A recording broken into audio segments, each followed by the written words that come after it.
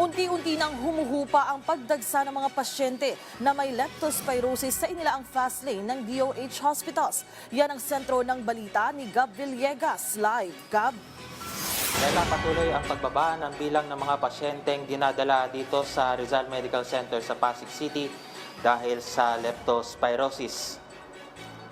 Ayon kay Dr. Samira Khan, emergency medicine doctor ng ospital, aabot na sa 59 ang bilang ng mga pasyenteng dinala dahil sa leptospirosis. Sa bilang na yan, 33 ang nakauwi na sa kanilang mga tahanan, 9 ang namatay habang mayroong 17 naman ang active cases. Sa 17 kasong ito, 13 ang kasalukuyang nasa ward, 1 ang nasa intensive care unit habang 3 ang nasa emergency room. Sa ngayon, naabot sa 80 to 90% ang occupancy rate ng kanilang hospital beds na nakalaan para sa mga leptospirosis patients at noong kasagsagan ng dagsa ng mga pasyente ay umaabot sa 100% ang kanilang occupancy rate. Isa sa mga limitasyon nila ay ang availability ng hemodialysis sa mga pasyente.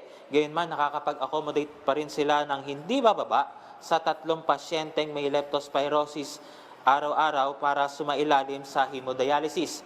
Inaasahan pa rin nila ang posibleng pagtaas muli ng bilang ng mga pasyenteng dinadala sa kanilang ER dahil pa rin yan sa pag-ulan. Mela, sa pinakahuling tala ng Department of Health ay aabot na sa halos 3,800 ang total cases ng leptospirosis sa buong bansa simula pa noong June 8. Ayon sa kagawaran, 10 kaso kada araw ang naitatala ng DOH simula August 10 hanggang August 14. Mas mababa yan kumpara sa 200 kaso kada araw na naitala mula noong August 3 hanggang August 9. Isa ang Rizal Medical Center dito sa Pasig City sa 49 na mga DOH hospitals sa buong bansa na mayroong leptospirosis fast lane.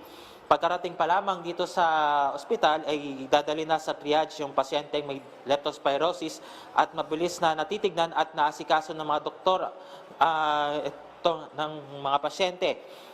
Sakaling muli magkaroon ng surge ng mga pasyente dito sa kanilang ospital ay magpo-pull out sila ng mga doktor mula sa iba pang mga departamento dito sa ospital para matugunan ang pangangailangan ng kanilang mga pasyente. At yan muna ang update mula rito sa lungsod ng Pasig.